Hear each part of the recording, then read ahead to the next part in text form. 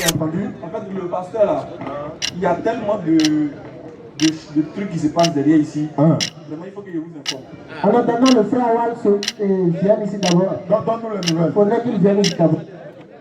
Le troisième plat, le dessert qu'on devait manger là, apparemment c'est trop assaisonné. C'est bizarre. Ils ont mis un peu de sucre, ça a dépassé.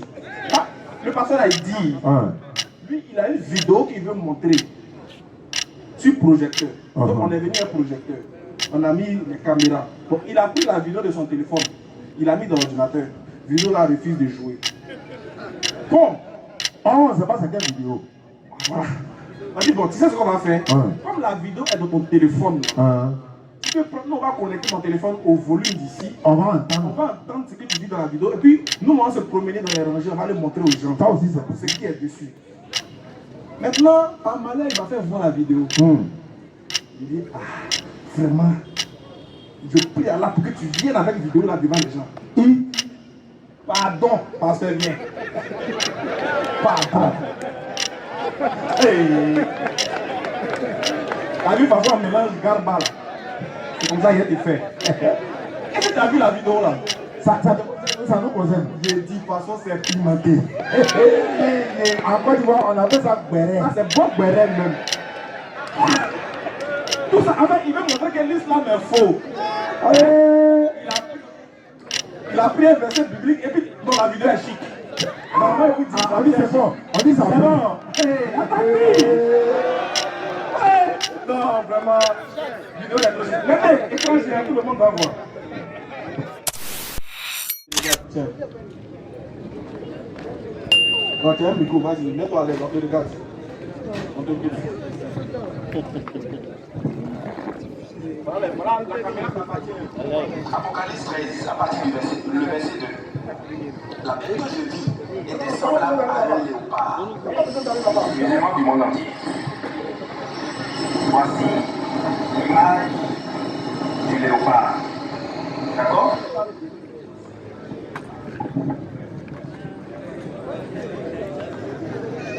Vous croyez au moins. On va regarder les gens. Et puis ils vont nous regarder aussi. Voilà. Vous croyez au moins au Coran? Aïe. Ok. Ou bien Dieu m'a donné autre chose à quoi? On va aller sur la base du Coran alors. Allons-y. C'est bon? La sourate 3. Merci. 185. Qui dit? Allez-y, lisez. Lecture, sourate 385. Mais au jour de la résurrection, c'est là que vous allez recevoir votre entière rétribution. Quiconque est introduit au paradis à cette réussite, et celui qui a été éloigné du feu à cette réussite également. Ok, vous pouvez m'expliquer ce verset-là? Ça c'est facile. Le verset même s'explique de lui-même. Il n'y a pas quelqu'un qui a à vivre, tout le monde va mourir. Mais le verset n'a pas dit tout le monde est déjà mort. Tout le monde va. Voilà. C'est ça ce que le verset est en train de montrer. Quoi est le problème? Voilà, le verset est en train de montrer que la mort va frapper toute âme. Tout ce qui vit, tout ce qui respire, tout ce qui a une existence va plus exister. Voilà. Ça veut dire que vous-même, vous n'avez pas compris le verset. Ah, tu as compris? Oui. Il faut nous expliquer, pardon. Le verset dit toute âme goûtera la mort. L'homme est fait de 3 dimensions. Le corps, l'âme et l'esprit. Nous sommes sur terre. Sur terre, l'âme ne meurt jamais. Sur terre, l'esprit ne meurt jamais. Quand l'homme meurt sur terre, c'est le corps qui est poussière, qui retourne à la poussière. Maintenant, l'âme là va où? L'âme ne va pas. Il y a deux. Calme-toi. Moi, c'est calme, je Voilà. L'âme va dans le séjour d'Abraham. Pour les chrétiens, c'est dans la Bible. C'est dans la Bible. Le Coran, tu parles de Dieu. On est dans le Coran, on ne sort pas. Calme-toi. On ne sort pas du Coran. Laissez-le. Il n'y a pas de problème. Il n'y a pas de problème. S'il veut, il n'a qu'à faire à tout. Il n'a qu'à me toucher. Il n'y a pas de problème. C'est pas Ne que vous inquiétez pas. non, pourquoi il va le toucher? Non, c'est une manière de parler. En fait, on a peur, quoi. Voilà, laissez-le même, les frères. On est dans le Coran. Oui. On ne sort pas. Il n'y a pas de souci. On reste dans le Coran. Oui. Sourate 3, verset 185. Oui. Nous, on dit le verset est en train de montrer que toute âme va mourir. Tout ce qui vit va arrêter de vivre, sauf Allah qui est le seul qui subsiste par lui-même. Sur terre, c'est faux. Sur terre, c'est pas l'âme qui meurt. Est-ce qu'on dit sur terre dans le verset? On n'a pas dit sur terre dans le verset, mais on a dit toute âme goûtera la mort. Oui. La mort de l'âme, c'est l'enfer. Même dans le Coran, la mort de l'âme, c'est l'enfer. C'était sur un bon exemple. Tu dis, l'homme a le corps, il a l'âme, il a l'esprit. Quand il meurt, c'est le corps qui meurt. Il a posé la question. Tu penses que moi j'oublie? Jamais que j'oublie. Si tu veux faire tous les bruits, faut oublier. La question qui te pose, l'âme de l'homme qui est mort, là, ça va où? L'âme là va dans le séjour des morts. Quel séjour des morts? Le séjour des morts. C'est écrit où? Justement, même dans ton Coran, il est écrit à la suite du verset, et que c'est lors de la résurrection. C'est écrit où que ça va dans le séjour des morts? Même dans la sourate 185. On relit. Écoute-moi, laisse-moi parler. Non, non, on vérifie quoi? Laisse-moi parler. Même la suite du verset dit que c'est le jour de la résurrection. Oui. Oui. La personne aura son entière rétribution. On est d'accord? Les frères, s'il vous plaît. Calmez-vous. S'il vous plaît. S'il vous plaît, ne soyez pas distraits. S'il y a quelqu'un qui n'est pas d'accord, il peut venir ici. C'est ici ça se passe, s'il vous plaît. Même dans le Coran. Oui. Même dans le Coran. L'âme ne meurt pas directement. Il faut. La mort de l'âme, c'est le jour du jugement dernier.